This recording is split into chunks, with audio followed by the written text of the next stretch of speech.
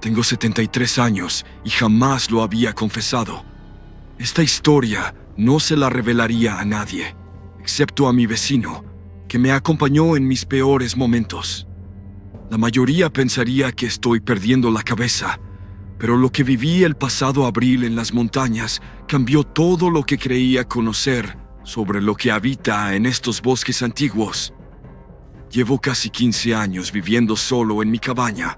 Hace mucho me retiré del aserradero. La casa está situada a unos 8 metros más arriba de un camino de tierra que ya casi nadie llamaría camino. Si este contenido te gusta, suscríbete al canal y activa la campanita. Si no te perderás ninguna historia como esta. Solo estoy yo, mi huerto y suficiente madera para sobrevivir a los meses helados. Disfruto del silencio. Siempre lo he hecho. Todo comenzó a principios de abril, con detalles pequeños que atribuí al despertar de la naturaleza tras el invierno. Me levantaba y encontraba la pila de leña distinta. No estaba tirada ni hecha un desastre, sino reacomodada. Los troncos que yo había colocado en hileras rectas aparecían organizados de formas que no tenían sentido. A veces, los más pesados arriba.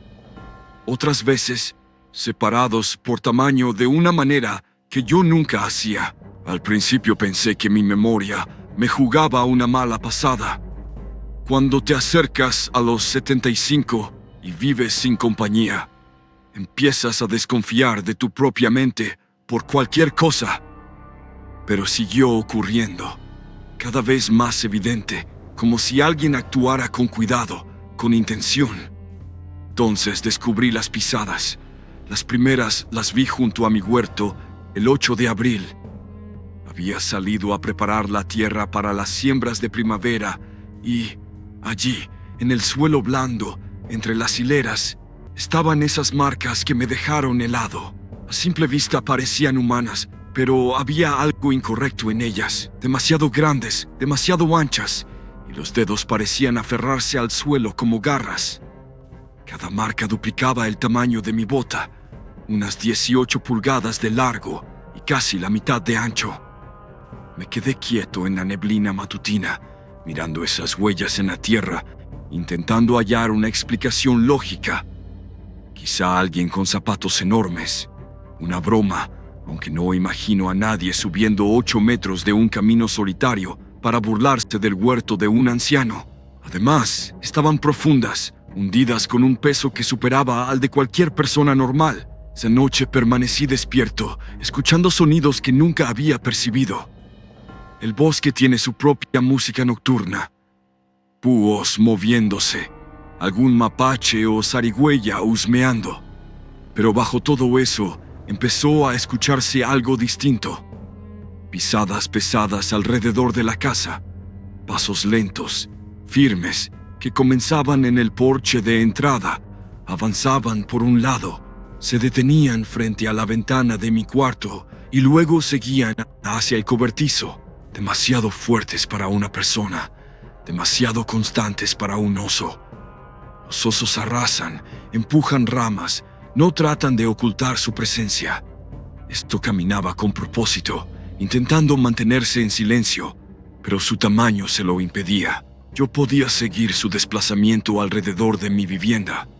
A veces se detenía justo tras la ventana y yo sentía como si algo estuviera ahí, parado, escuchándome respirar. Empecé a dormir con un bate de béisbol al alcance de la mano, aunque no sabría decir de qué me serviría realmente.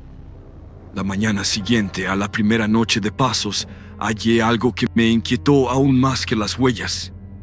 Mi bomba de agua está a unos 50 pies de la cabaña y el suelo a su alrededor estaba empapado. No como por el rocío o una gotera, sino saturado, como si la hubieran usado a conciencia durante la noche. La palanca seguía húmeda y había manchas de barro donde unas manos enormes la habían tomado. No había pisadas humanas que llegaran o se alejaran de allí. Solo esas mismas huellas descomunales que había visto en el huerto, ahora alrededor de la fuente de agua. Lo que fuera había bebido de mi bomba de madrugada, lo bastante astuto como para acercarse por rocas donde no dejaría marcas claras. Desde entonces revisaba la bomba cada día. 3 veces por semana encontraba evidencia de que mi visitante había vuelto. Tierra mojada, marcas embarradas en el metal y, a veces, pelos largos y gruesos atrapados en la carcasa. Pelaje oscuro, casi negro, más grueso que cualquier animal que hubiera visto. Definitivamente no era de oso ni de ciervo. A mediados de abril, aquello que venía a verme decidió mostrarse aún más.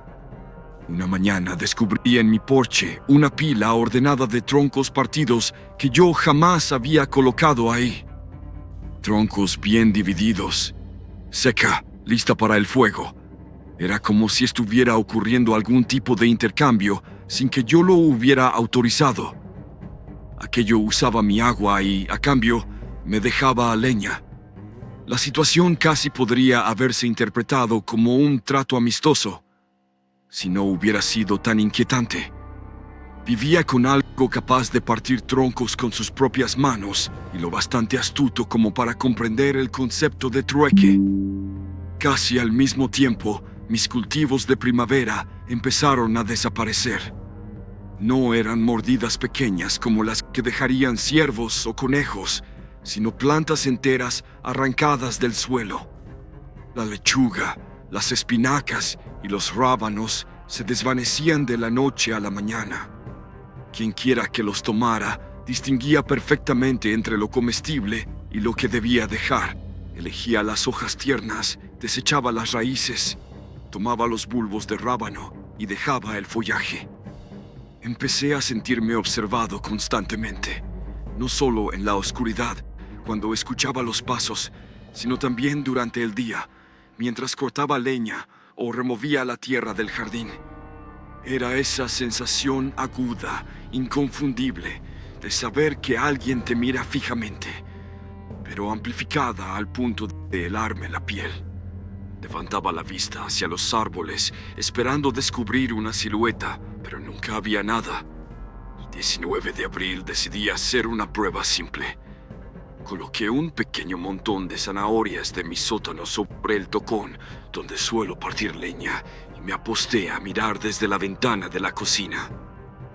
Pasaron 3 horas sin que ocurriera nada. Luego, justo al caer el sol, vi movimiento entre los límites del bosque. Una figura colosal emergió entre los troncos. Medía al menos 2,5 metros, cubierta de un pelaje oscuro, y se desplazaba con una elegancia imposible para un ser tan imponente. Se aproximó con cuidado al tocón, observando a su alrededor a cada paso. Tomó las zanahorias, las olfateó y las examinó antes de comerlas una a una. Luego dejó algo en su lugar, un pequeño racimo de bayas silvestres que no había visto jamás. Después, se desvaneció nuevamente entre los árboles. Me temblaban las manos tanto que apenas podía mantener los binoculares quietos.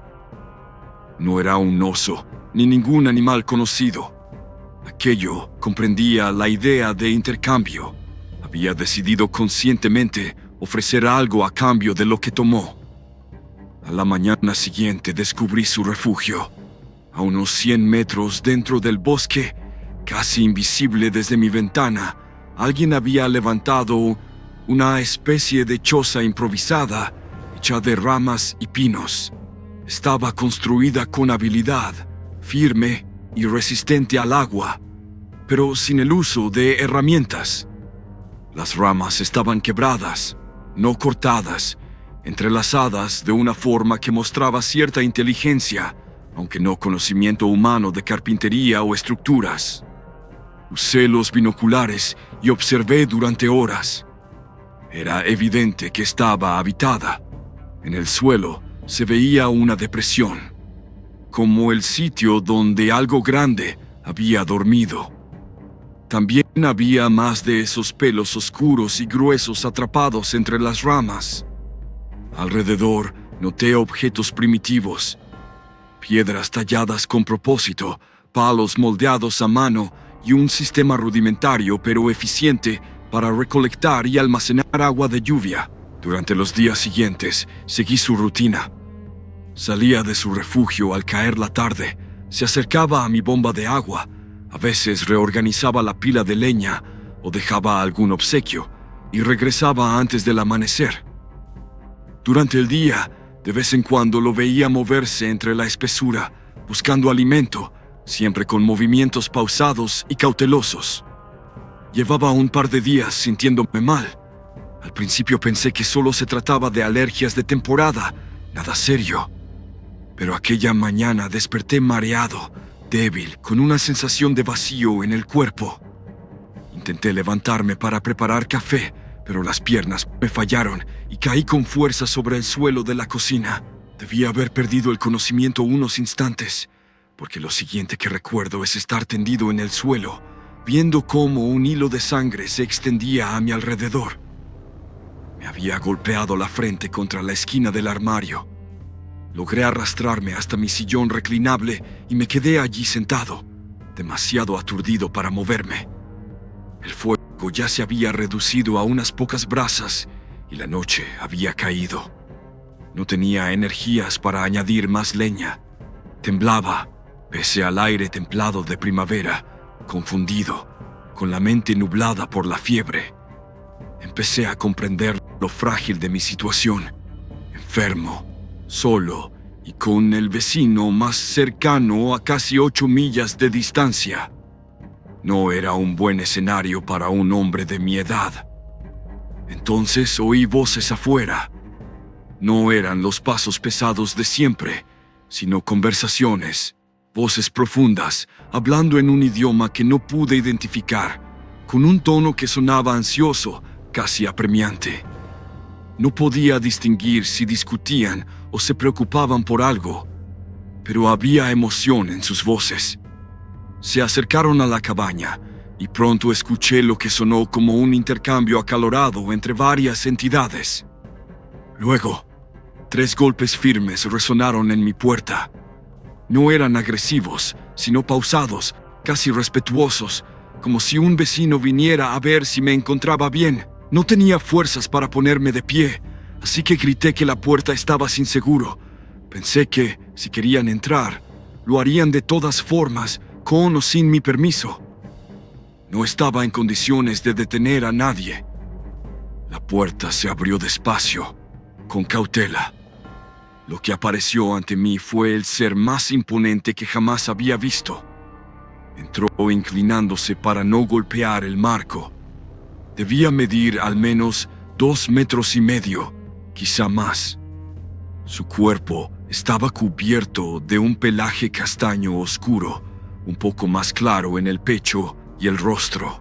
Su figura no correspondía a la de un hombre ni a la de un animal. Tenía los hombros desproporcionadamente anchos, los brazos largos y un rostro que combinaba algo antiguo y racional al mismo tiempo. Pero lo que más me impactó fueron sus ojos, oscuros, profundos, expresivos. No había duda de que había inteligencia tras esa mirada. No era una bestia, era alguien. Sus ojos recorrieron la habitación, el fuego casi extinguido, los troncos caídos en el suelo, y yo, desplomado en el sillón, con la frente ensangrentada. Entonces emitió un sonido bajo, un murmullo que solo puedo describir como compasivo. Un tono que transmitía preocupación, como si preguntara si me encontraba bien. 2 figuras más cruzaron la puerta detrás de él. Una parecía hembra, más pequeña, con proporciones distintas y el pelo más largo alrededor del rostro. El tercero era joven, quizás un adolescente. Se movían con orden, como si supieran exactamente qué hacer. Cada uno inspeccionaba una parte distinta de la cabaña con propósito y coordinación. El más grande, que parecía ser el líder, se acercó a mí. Se arrodilló frente a la silla y me observó con detenimiento. Sus manos eran descomunales, dedos gruesos como ramas, pero cuando tocó la herida en mi frente lo hizo con una suavidad que me desconcertó. Revisó la sangre. Miró mis ojos y emitió una secuencia de sonidos hacia los otros que parecían comprenderse entre sí. Inclinó mi cabeza hacia la luz de la ventana, examinándome con una precisión que recordaba a la de un médico. Me palpó el cráneo con cuidado, buscando hinchazones o fracturas. Cuando halló el punto donde me había golpeado contra la encimera, dejó escapar un gruñido grave, como una advertencia para los demás. La hembra salió rápidamente y, unos minutos después, regresó trayendo un manojo de plantas que no supe identificar, una clase de musgo aún impregnado por el rocío matinal, junto a lo que parecían ser raíces desenterradas de algún rincón cercano. Se movía con precisión, como si supiera exactamente lo que necesitaba. Le entregó las plantas al hombre, quien las examinó brevemente antes de comenzar a atender mi herida. El musgo estaba sorprendentemente limpio y suave. Seguramente lo había encontrado creciendo junto a una fuente de agua pura. El hombre lo utilizó para limpiar con delicadeza la sangre seca que rodeaba mi corte.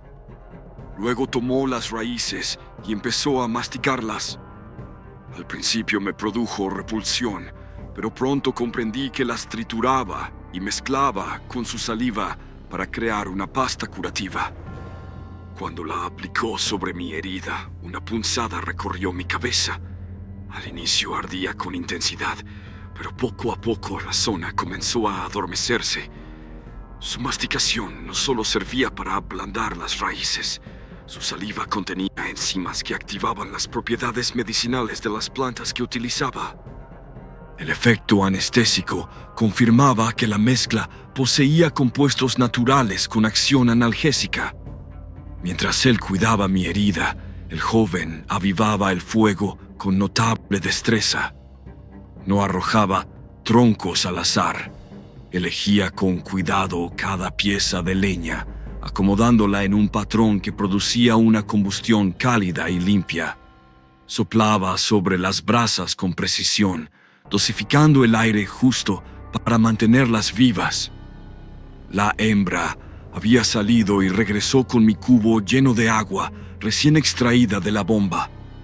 También traía otros elementos, verduras tiernas de primavera que había recolectado en mi terreno, unas cebollas silvestres y lo que parecía savia de árbol junto con un trozo de corteza curvada que usaba como cuenco.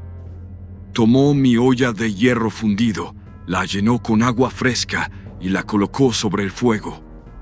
Luego comenzó a añadir los ingredientes en un orden meticuloso. Primero las hojas verdes, después las cebollas silvestres y al final la savia del árbol. No tocó nada de mis víveres guardados ni revisó mis alacenas. Todo provenía del entorno, del conocimiento que tenía sobre los recursos de la tierra.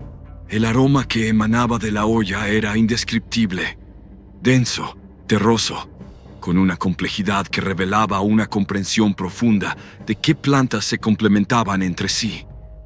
Cuando me lo ofreció, me ayudó a beber despacio, en pequeños sorbos, asegurándose de que pudiera tolerarlo. Luego permitió que bebiera un poco más.